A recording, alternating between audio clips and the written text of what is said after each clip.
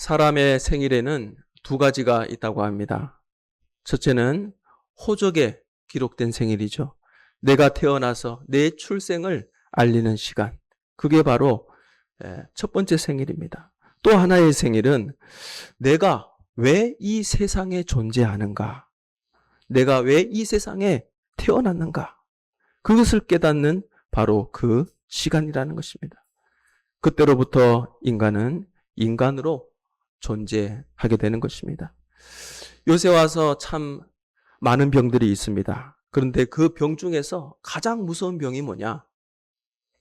우울증이라고 하는 것입니다. 이 우울증이 심각해지면 자살을 하든지 남을 살해하든지, 이 우울증에 관한 연구가 얼마나 많습니까? 책도 많고 이론도 각각이지만 공통된 점은 뭐냐? 내가 이 세상에 왜 왔는가? 내가 이 세상에 왜 태어났는가? 그것을 모르는 데부터 생겨난다는 것입니다. 나는 필요 없는 사람이다. 나는 아무데도 쓸데없는 사람이다. 남들이 무시하기 전에 내가 먼저 내가 나를 볼 때 필요 없는 존재다. 그렇게 여기는 겁니다. 그게 가장 큰 문제라는 것입니다. 남들이 나를 향해서 무시한다고 해서 내가 무시당할 것은 하나도 없습니다. 얼마든지 내가 행복하게 살 수 있고 내가 얼마든지 당당하게 멋지게 살 수 있죠. 그런데 문제는 남이 나를 무시하는 게 아니라 내가 나를 무시하는 겁니다. 내가 나를 무시하는 게 그게 바로 우울증의 근본이다라는 것입니다. 내가 나의 존재를 부정합니다. 그래서 우울증이 시작된다는 것입니다. 주변의 모든 사람들에게 내가 필요 없는 존재가 되고 있다는 것을 내가 안다는 것입니다. 점점 살아야 할 이유가 없다는 것을 압니다. 그래서 이 우울증이란 뭐냐? 정신적 자살입니다. 정신적으로 남이 나를 죽이는 게 아니라 내가 나를 죽이는 겁니다. 의사이자 방송인인 여 에스더 씨, 요즘 한참 유명해지고 있죠. 방송을 통해서 그녀가 자신의 이 우울증을 공개했습니다. 자신의 이 우울증을 공개한다는 것 굉장히 참 어렵지요. 겉으로 보기에는 참 활발해 보입니다. 밝아 보입니다. 그런데 30년간이나 정신치료를 받았다고 합니다. 그래서 그녀의 증상이 뭐냐 봤더니 모든 삶에 의욕이 없대요. 가진 게 없습니까? 외모가 꿀립니까? 잘 나가잖아요. 의사잖아요. 근데 삶에 의욕이 없다는 겁니다. 많은 것을 누리고 있는데도, 많은 것을 가지고 있는데도 의욕이 없습니다. 종일 침대에 누워있을 정도로 무기력합니다. 그냥 조용히 인생을 마감해버릴까? 안락사까지 생각할 만큼 그녀에게 절망감이 컸다는 겁니다. 또 기억력이 일시적으로 사라져버렸습니다. 그리고 사람을 만나는 거, 연락하는 거, 이게 점점 스트레스로 다가왔다는 겁니다. 그래서 그녀를 깊이 상담해 보니까 그 원인이 뭐냐? 어린 시절 성장 환경에 있었습니다. 어머니의 사랑을 충분히 받지를 못했대요. 그러니까 이 부모님의 사랑, 이 어머니의 사랑이 얼마나 참 중요합니까?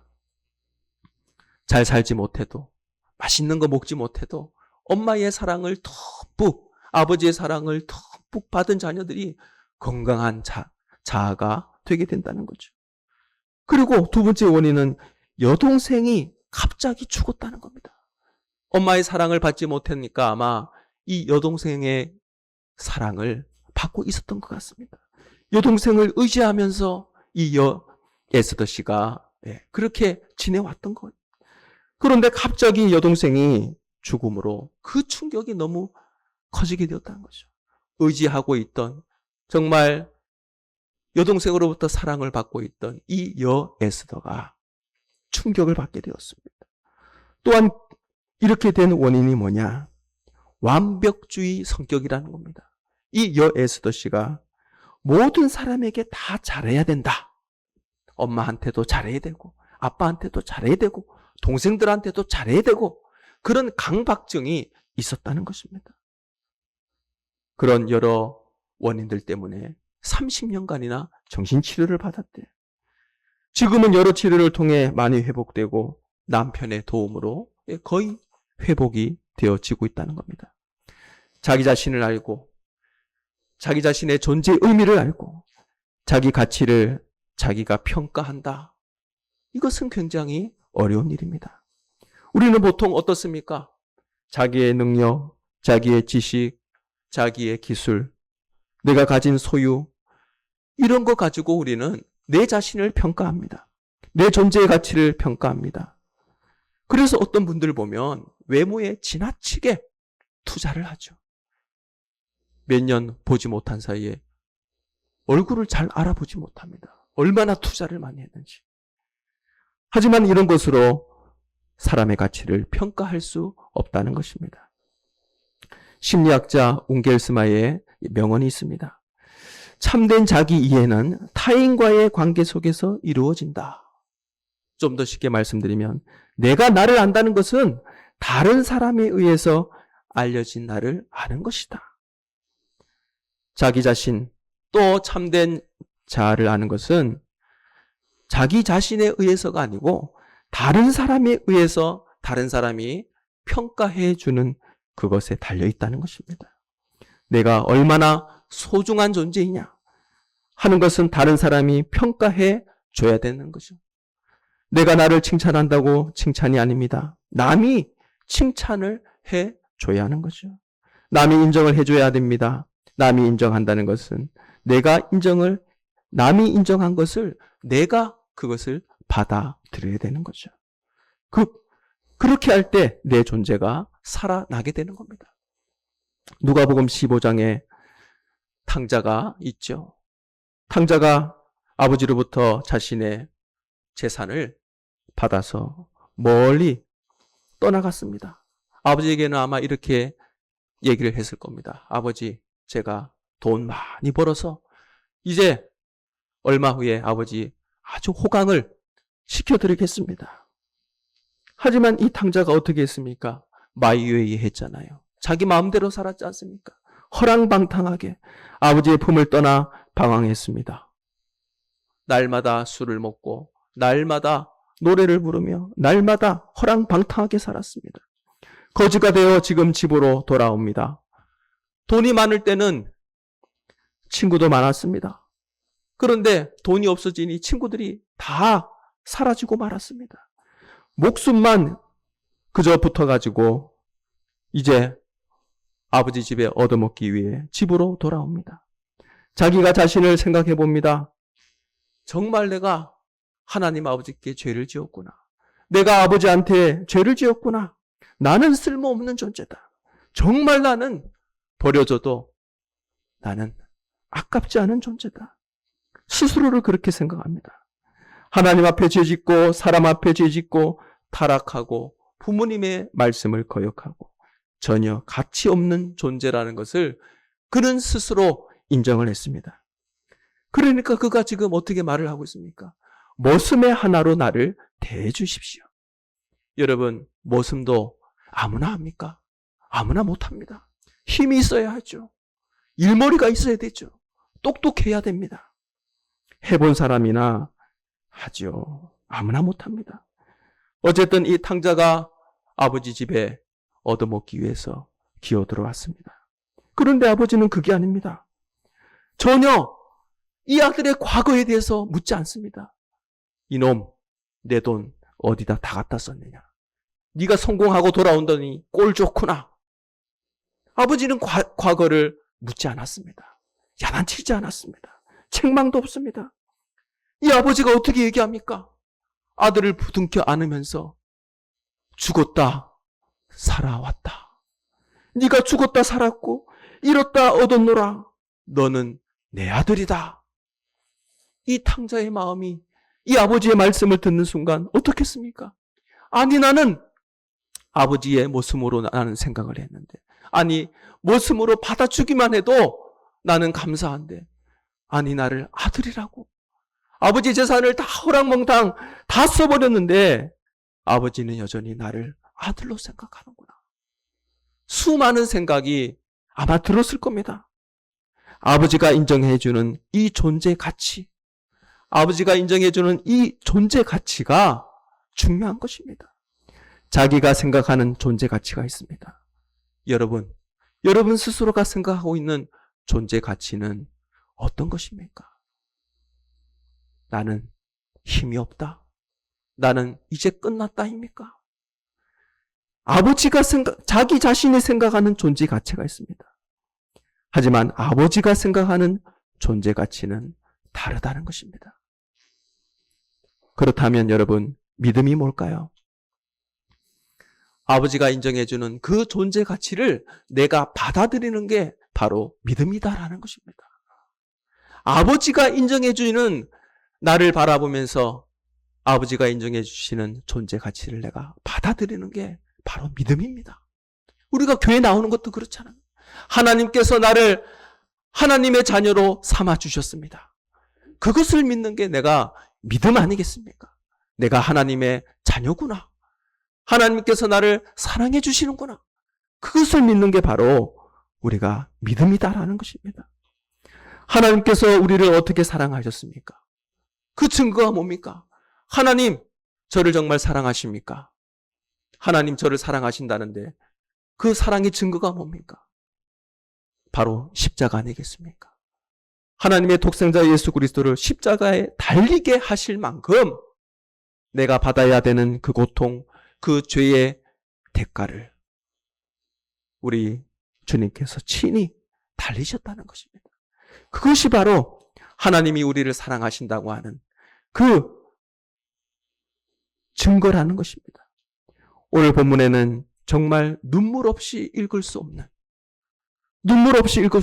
감격스러운 장면이 나옵니다. 요셉, 17살, 그 젊은 청년 때에 형들에게 미움을 받아서 애굽으로 팔려갔습니다. 노예로 팔려갔습니다. 자유가 없습니다. 두들겨 맞습니다. 죽어도 아무 소리 하지 못합니다. 형제들이 요셉을 팔아먹어서 그는 노예로 팔려갔습니다. 무려 13년 동안 많은 고생을 했죠. 노예로 일을 하다가 감옥에 들어갔습니다. 하지만 하나님의 특별한 은혜로 애굽의 총리 대신까지 되게 되었습니다. 천하를 호령하는 권력자가 되게 되었습니다. 그런데 이제 그 요셉 앞에 자기를 팔아먹은 자기의 원수, 이 형제들이 이제 눈앞에 있게 됩니다. 형제들을 만났습니다. 그 높은 권좌에 앉아 형들을 만나는 그 시간이죠. 요셉의 마음이 어떻겠습니까? 옛 과거의 생각들이 막 살아납니다. 단숨에 칼로 죽일 수도 있습니다. 왕년의 형제간이었습니다. 하지만 지금은 원수지간입니다. 이 원수의 관계지만 요셉은 사랑으로 맞이합니다. 다시 형제로 맞이합니다. 섬겨야 할 대상으로 맞이했습니다. 1940년 나치가 네덜란드를 침공했을 때 시계 제작자인 코리덴붐 여사가 은밀한 저항을 시작했습니다. 유대인들이 잡혀갈 때 자신의 집에 비밀 공간을 만들었습니다. 비밀 공간을 만들어서 유대인들을 숨기고 식량을 나눠주고 또 생명을 지켜주었습니다. 그녀가 이제 네덜란드의 저항 지하 조직에 가담을 해서 유대인 800명을 안전지대로 탈출시키는 그러한 작전에 성공하게 됩니다. 결국 나치에 체포되었을 때 가족이 죽임을 당합니다. 그리고 언니와 함께 수용소로 끌려가게 됩니다. 언니는 많은 고문 속에서 먼저 죽게 되게 됩니다. 그녀는 기도했습니다.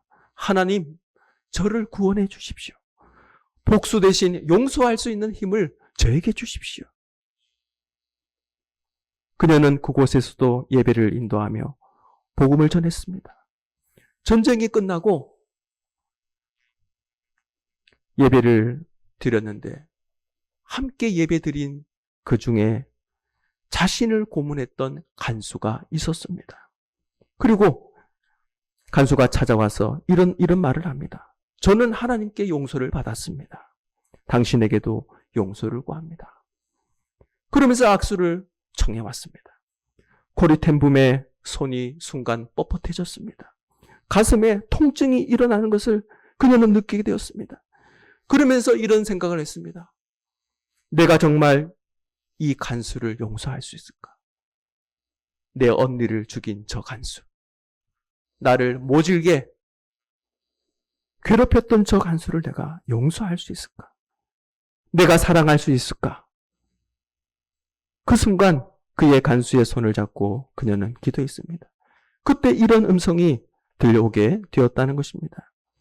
내가 아니라 내 안에 있는 예수님이 당신을 용서합니다. 여러분, 용서만이 진정한 자유를 준다는 것입니다. 오늘 본문을 다시 보겠습니다. 지금 요셉, 하나님의 큰 섭리를 그는 깨닫고 있습니다. 하나님의 큰 경륜을 그는 깨닫고 있습니다. 하나님의 그 크신 경륜 속에 내가 있다는 것을 깨닫고 하나님의 그 큰 은혜의 시나리오 속에 있다는 것을 그는 인정합니다. 본문을 자세히 한번 보게 되면 그는 형들에게 과거를 묻지 않았습니다. 왜 나를 죽였느냐? 왜 나를 노예로 팔았느냐? 그는 과거를 깨끗하게 청산했기 때문에 과거의 아픔을 형들에 대한 미움과 원망을 깨끗하게 청산했기 때문에 그는 과거를 묻지 않았던 것입니다. 여러분, 과거의 아픔, 상처 깨끗하게 하나님의 은혜로 청산할 수 있길 축복합니다. 거기에 붙들려 있으면 나아가지를 못하는 거예요. 평생 원수가 되는 겁니다. 전화도 하지 못하는 겁니다. 미래가 없습니다. 발전이 없는 겁니다. 요셉은 하나님의 은혜를 받았습니다. 그래서 그는 과거를 깨끗이 청산합니다. 그리고 그는 놀라운 철학, 놀라운 인생관을 보여줍니다. 그래서 그는 이렇게 고백합니다.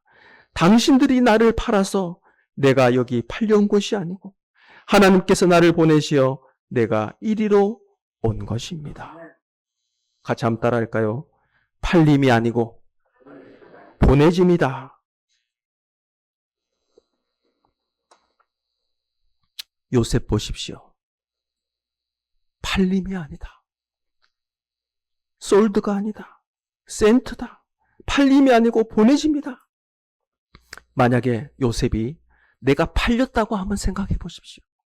그러면 자기의 인생의 주인은 자기가 되는 겁니다. 내가 팔려왔는데 이를 악물고 내가 여기까지 총리의 자리까지 올라가기 위해 내가 얼마나 이를 갈았는지 모른다. 너희들 왕년에 내 형제들이었지만 너희들을 만나기 위해서 너희들을 다시 복수해주기 위해서 내가 당한 거 10배로 갚아주기 위해서 이 시간을 기다려왔다. 이렇게 되는 겁니다. 내가 팔려왔다고 생각해 보십시오. 그러면 원수가 되는 거죠. 형들을 죽이게 되는 겁니다. 똑같이 너희들도 그 수모를 당해봐라. 그런데 이 요셉은 팔림이 아니라 보냄을 받았다. 하나님으로부터 내가 보냄을 받았다. 그런 마음을 가졌던 겁니다. 여러분, 우리가 어쩌저쩌 하다가 내가 여기까지 왔다는 게 아니라 따라합시다. 우리는 보내짐을 받았다. 그렇습니다. 보내졌다는 것은 인생의 주인이 내가 아닙니다. 하나님이 내 인생의 주인이라는 것을 고백하는 것입니다. 내가 보내졌다고 생각하니 그는 자신의 주권이 없는 거예요. 내가 이 형들을 죽일 권한도 없습니다. 나는 하나님의 종입니다. 나는 하나님의 보내진 나는 사자입니다. 하나님의 모든 그 섭리 속에 있다는 것입니다. 우리의 인생관 속에 내가 어찌어찌 하다가 그냥 여기까지 흘러왔다. 이건 아닙니다. 이렇게 되면 내 인생이 비참해지는 거예요. 내가 하나님의 섭리 가운데, 하나님의 은혜 가운데 내가 여기까지 왔다. 앞으로도 하나님이 나를 어떻게 사용할지는 모른다. 내 나이가 70이건 80이건 90이건 하나님이 나를 어떻게 사용할지 어떻게 알겠습니까? 끝났다고 얘기하는 순간에 그 사람은 끝난 겁니다. 하지만 하나님이 나를 보내셨다. 하나님이 나를 어떻게 사용할지 모른다. 여러분, 우리는 팔려왔습니까? 우리는 보내심을 받고 왔습니까? 여러분, 죄송하지만 부부 사이도 마찬가지입니다. 한평생 같이 살면서 어쩌다가 이런 사람을 만나서 내가 이런 사람한테 걸려들어서 내가 이 고생을 하나? 이것은 하나님을 신뢰하는 게 아니죠. 하나님이 없다고 말을 하는 겁니다. 성격이 개떡 같아도 평생 왼수 같은 사람이라도 하나님이 만나게 하셨구나. 하나님이 참 나에게 딱 맞는 사람을 만나게 하셨구나. 저도 굉장히 참 못난 사람입니다. 저도 실수 많이 합니다. 저도 엉망진창으로 사는 사람이죠. 하지만 저도 저의 반쪽, 제 아내를 만나서 제가 사람 구실하는 거 아니겠습니까? 여러분, 우리는 팔려왔습니까? 보내심을 받고 왔습니까? 우리는 이러한 나의 정체성을 우리는 확실히 할 수 있길 축복합니다. 하나님의 뜻이 계셔서 나를 이리로 보냈다. 이 집에 보냈다는 것입니다. 현 시점으로 나를 보냈다는 것입니다. 나는 사명을 가지고 보냄을 받은 사람이다. 라는 것입니다. 또한 요셉은 하나님의 주도적 역사를 믿었습니다. 역사인 주인이 되는 하나님께서 모든 것을 이끌어 가신다. 내가 나를 이끌어 가는 게 아닙니다. 나의 환경이 나를 이끌어 가는 게 아닙니다. 하나님께서 나의 모든 것을 이끌어 가셨다.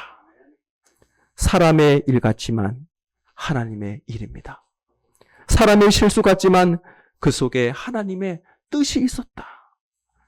하나님의 뜻을 요셉은 잘 알고 있었습니다. 창세기 50장 19절에 보니까 이렇게 고백하고 있습니다. 내가 하나님을 대신하리이까? 내가 누구를 미워할 권리가 없다는 거죠. 내가 하나님을 대신하겠습니까? 내가 원수 갚을 권리가 없다는 것입니다. 하나님께서 알아서 하실 일이라는 것입니다. 여러분, 원수 갚는 일 여러분의 손으로 하지 마십시오. 가슴 아프고 원통하지만 그 원수 갚는 일 하나님께 맡길 수 있길 축복합니다. 50장 20절에 보니까 하나님은 그것을 손으로 바꾸사. 우리가 하나님의 섭리를 합력하여 선을 이루실 하나님을 믿을 수 있길 축복합니다. 요셉이 오늘 이렇게 형들을 축복하고 원수 같은 저 형들을 돌봐주고 사랑으로 품을 수 있었던 것은 바로 합력하여 선을 이루실 그 하나님의 역사를 그는 믿고 있었던 것입니다. 우리의 삶 가운데서도 여러 가지 어렵고 곤란하고 원통하고 분통한 일들이 얼마나 많겠습니까? 그럴 때마다 합력하여 선을 이루실 그 하나님의 역사를 믿을 수 있길 축복합니다. 또한 하나님의 선교적인 큰 경륜을 그는 믿었습니다. 오늘 이 시간 감사하고 형들을 용서하고 형제로 맞아드리고 있습니다. 여기서 자신에게 주어진 사명을 생각합니다. 나에게 주어진 사명은 이 원수 같은 형들을 당장에 처형하는 게 자신의 사명이 아니죠. 많은 사람을 살리기 위해, 만백성을 구원하기 위해, 우리 가정을 구원하기 위해 하나님께서 나를 13년간 모진 훈련을 통해 나를 애굽의 총리를 세웠다. 13년 동안 하나님께서 나를 다듬어서 멋진 작품으로 만드셨다는 것입니다. 우리 앞뒤 좌우로 한번 인사하겠습니다. 당신은 하나님의 작품입니다. 멋진 작품입니다. 그렇습니다. 인생에 하나님께서 각 사람을 작품으로 만드시는 거예요. 얼마나 빛나는지 모릅니다. 작품입니다. 전부 다 작품입니다. 쓸모없는 사람들이 없습니다. 한 사람 한 사람 다 정말 작품입니다. 영국의 정치가 로이 시시언이라고 하는 분이 있습니다. 성공의 세 가지 비결이 있다고 합니다. 첫째 한번 같이 따라하겠습니다. 따뜻한 인간미가 있어야 된다. 그렇습니다. 저는 참 동사무소, 등기소 이런 공공기관에 가면 참 불편해요. 저는 안녕하십니까? 네, 뭐 필요한 거 있습니까? 아주 그냥 형식적으로 딱딱하게 돼요. 여러분 만약에 교회에서 딱딱하게 이렇게 형식적으로 대한다면 얼마나 참 불편하겠습니까? 우리가 인생에서 성공하는 사람들의 습관, 첫째는 따뜻한 인간미가 있어야 돼요. 미용실을 가든, 가게를 가든, 참, 물론 물건을 사러 왔지만, 마음을 파는 거 아니겠습니까? 그죠? 네. 한번 미소 짓는다고, 그게 그렇게 힘듭니까? 따뜻한 인간미가 있어야 된다. 두 번째는 따라하겠습니다. 겸손합니다. 그렇습니다. 성공하는 사람의 습관. 두 번째는 겸손한 겁니다. 세 번째는 따라가겠습니다. 유머다. 유머가 있어야 되는 거죠. 유토피아를 쓴 토머스 모어가 사형 선고를 받았습니다. 사형 선고하는 재판장이 사형을 언도하고 나서 이제 당신 죽게 될 텐데 마지막으로 남길 말이 있습니까? 그러자 이 토머스 모어가 밝은 얼굴로 재판장에게 말을 합니다. 예, 재판장님. 이제 저는 죽게 되었습니다. 하지만 천국에 가서 당신과 내가 친구처럼 대할 수 있기를 바랍니다. 성경에도 보면 사도 바울이 스데반에게 돌을 던졌지요. 그러나 저 천국에서 바울과 스데반은 아주 가까운 벗이 되었을 거라고 저는 믿고 있습니다. 스데반과 바울이 하나님 앞에서 반가운 친구가 된 것처럼 언젠가 저 하늘나라에서 당신과 내가 반가운 친구가 되어지기를 바랍니다. 재판장이 깜짝 놀란 거예요.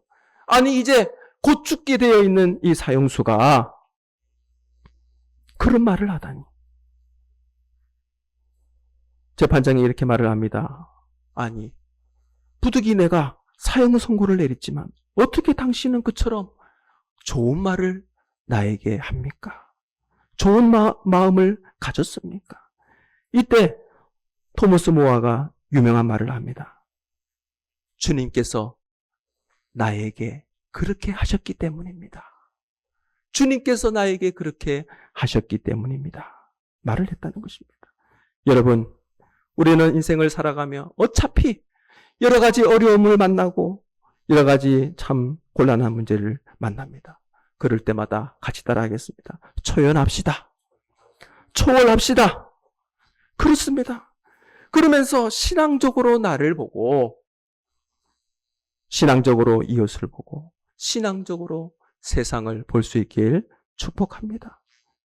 그래서 이 모든 일이 합력하여, 그렇게 할 때 합력하여 선을 이루게 되게 되는 것입니다.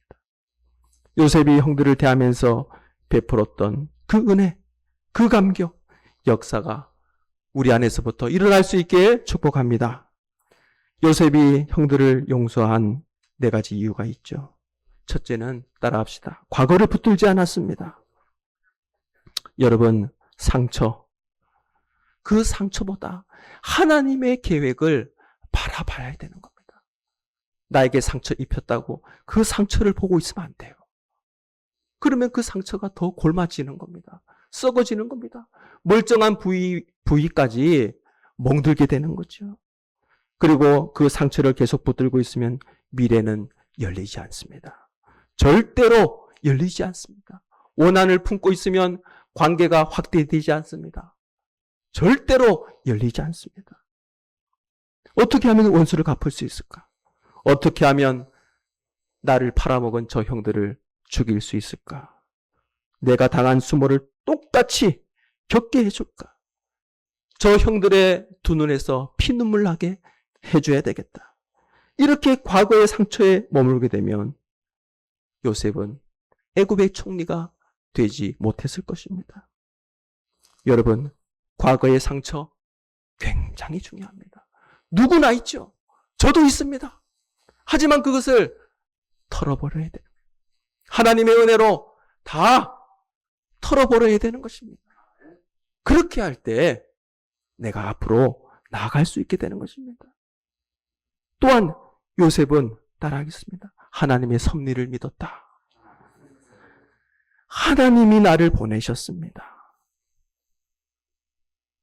그래서 이렇게 고백을 하죠. 당신들은 악을 계획하지만 하나님은 그것을 선으로 바꾸셨다. 사람의 악도 하나님은 그것을 선으로 사용하신다는 것입니다. 또한 요셉, 그는 하나님의 자리에 서지 않았다는 것입니다. 내가 하나님을 대신하리까? 복수하는 거, 그 복수의 영역은 나에게 없다는 것입니다. 내가 심판자가 되게 되면 평생 미움 속에 살아가게 되는 거죠. 또한 요셉은 자기 사명을 알았습니다. 많은 사람을 살리기 위해서 하나님께서 나를 이곳에 보내셨다. 형들의 앞에서 나의 사명은 당신들을 죽이는 것이요. 내가 받은 그 상처를 똑같이 갚아주는 것이요. 그게 아닙니다. 하나님께서 나를 보내셨다. 요셉의 인생의 목적은 형들의 원한을, 형들을 복수하는 게 아닙니다. 사명을 아는 사람은 과거의 상처보다 하나님의 목적을 더 크게 봅니다. 그래서 용서할 수 있고 감사할 수 있고 흔들리지 않게 되는 것입니다.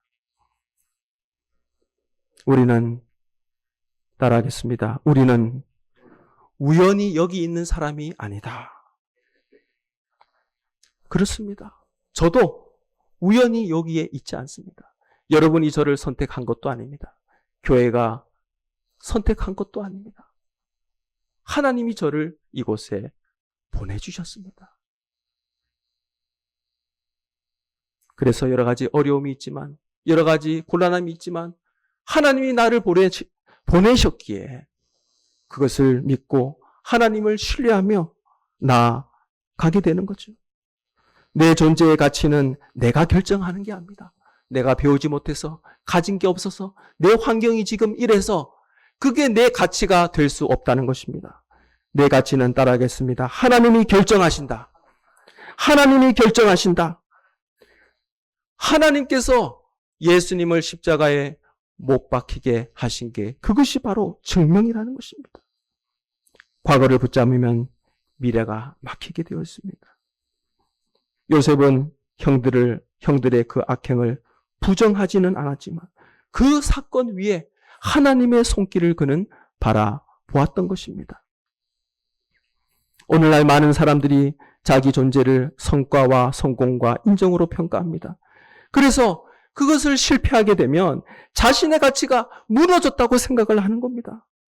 그러나 성경은 우리의 가치를 하나님의 사랑과 하나님의 부르심에서 찾으라 말씀하고 있습니다. 또한 우리는 사람들에게 상처받고 억울한 일을 겪으며 우리는 살아갑니다. 그럴 때 우리는 하나님이 이 일을 통해 어떤 선한 뜻을 이루시려고 하는가? 그 뜻을 우리는 믿어야 된다는 것입니다. 말씀을 맺겠습니다. 자기 사명을 아는 사람은 과거에 묶이지 않습니다. 하나님의 섭리를 신뢰합니다. 자신의 가치를 하나님 안에서 발견하고 원수까지도 품습니다. 자기 사명을 아는 사람은 자신이 있는 자리에서 사람을 살리는 삶을 살아갑니다. 이것이 바로 요셉의 삶이었던 것입니다. 하나님께서 저와 여러분에게 바라시는 그러한 모습이 바로 이러한 삶이라는 것입니다.